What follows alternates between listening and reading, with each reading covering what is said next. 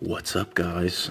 Today I'm going to do a review on the beautiful Rolex Explorer 2 Polar Dial, but I figured I'd give you a little bit of history on it a little bit. Hopefully you don't fall asleep.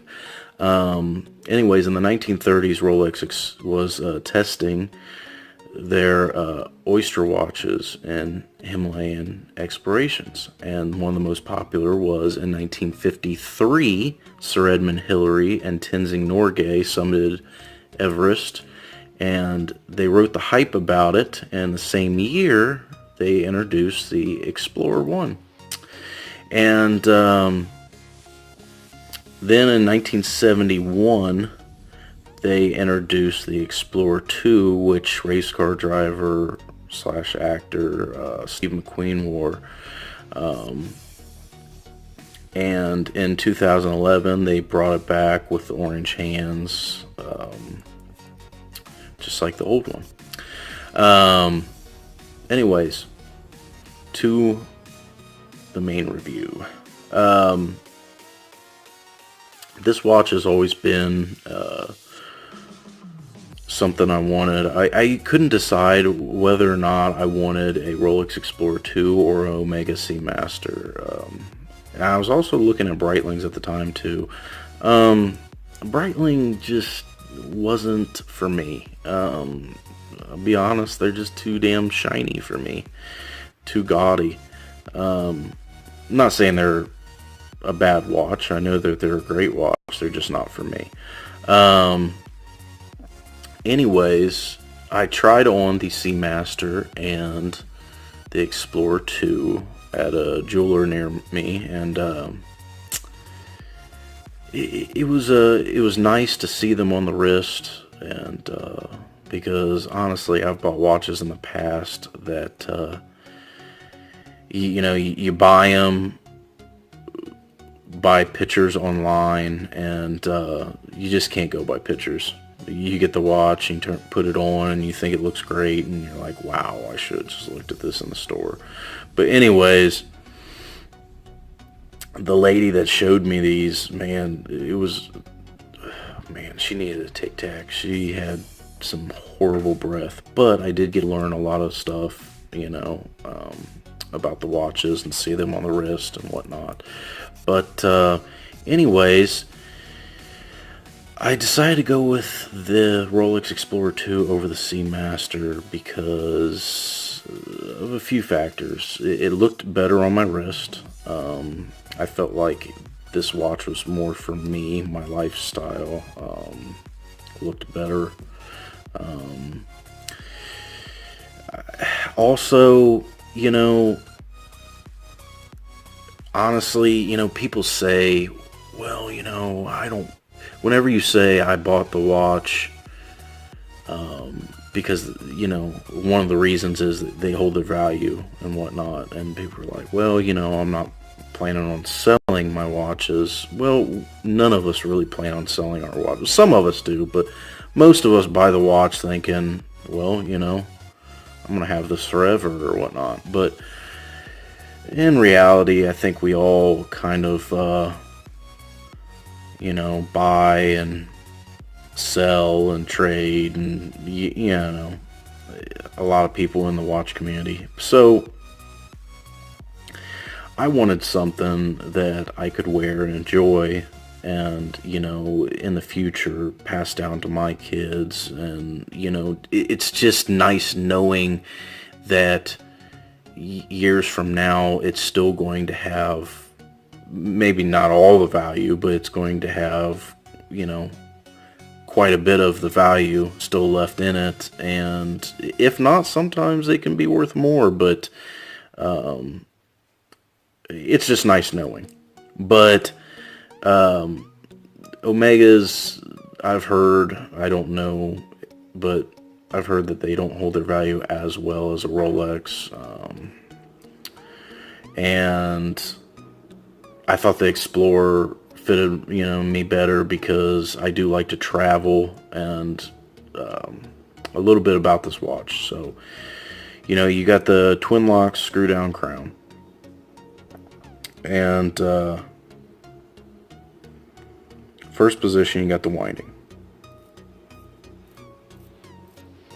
The second position,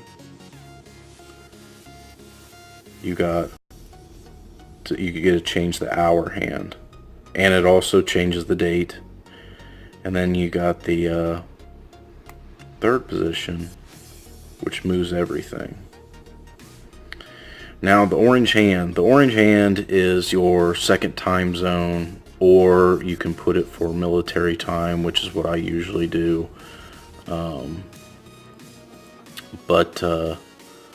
Yeah, it's just it's more of a watch for me since I'm not a scuba diver. But anyways, what else can I tell you about this? It's got the 904L stainless steel, which I've heard is 3 grades higher than surgical steel. So I guess that's kind of worries me a little bit that they're cutting into you with something less than what I'm wearing on my wrist. Anyways, we got the lock. Flip that up, and then I wanted to show you, it's got like a 5mm extension. Right, let me see if I can show you this.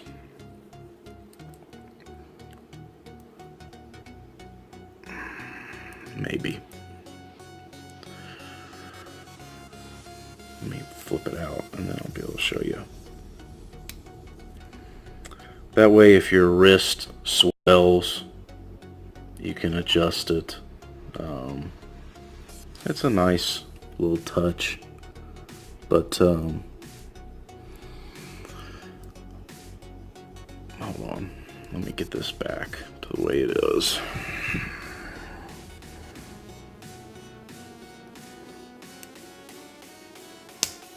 There we go.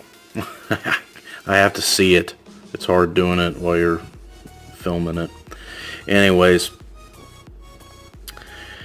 they got the traditional Rolex band, which honestly, you know, when I was first looking at Rolexes, I thought, wow, these are kind of plain. But I like it. I even like the way it tapers. A lot of people don't like the way it tapers, but I like it. It's comfortable on the wrist. And let me show you the lume on this. Oh, you got the engravings around the bezel. Let me see if I can show you that. Will it focus? Yep. See the Rolex. I'm not going to show you at the 6 o'clock mark, serial number. But anyways, let me show you the lume on this guy. It's amazing.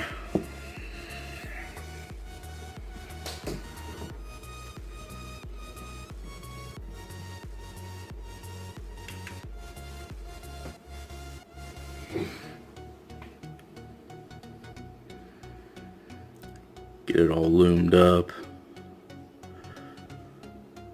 and that's probably good enough.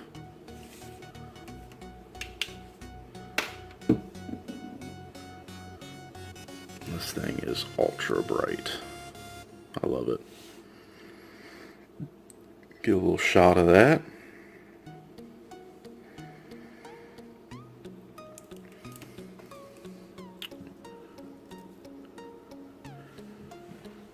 Flip the lights back on. I wish I had a switch near me, but I don't. So yeah. Also, I can show you what came with the watch. I'm not going to show you all of the stuff, but let me...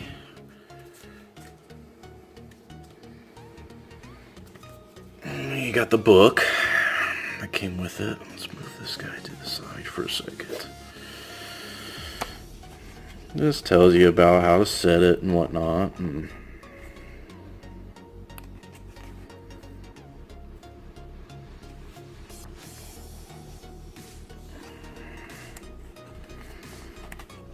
shows you the movement. Which that's another thing that with Rolexes, I know that they're all like this, but I don't like that you can't see the movement. I mean, I love a display case back, you know, but they just kind of got the boring case back. That's one of the things that the Seamaster had me on there, is and the bracelet. The bracelet on the Seamaster was, you know, pretty nice too. But I just thought this was such a beautiful watch. There's the extension. And let's see what else we got here. We got the warranty card I got. I'm not going to show you that though. 5-year warranty through Rolex. And I did not buy this through an authorized dealer. I bought it through a gray market, and I don't know. You could save a lot of money online. You have to be very, very careful online about. You have to really know your stuff. I mean, I did a lot of research on it because there are so many fakes out there. I mean, and they're good fakes. Typically, you know, it's the more popular Rolexes, the Submariner, you know, stuff like that. But I have seen online some very good fakes of the Rolex Explorer 2. So you have to watch what you're doing, know everything about it, and you can tell. I mean, honestly, by holding this, you can tell the quality of this. I mean, how heavy it is. This compared to the rest of my watches, really. I mean, this is heavy duty. It feels like a tank compared to the freaking my other watches, which are usually pretty light. But I like it like that.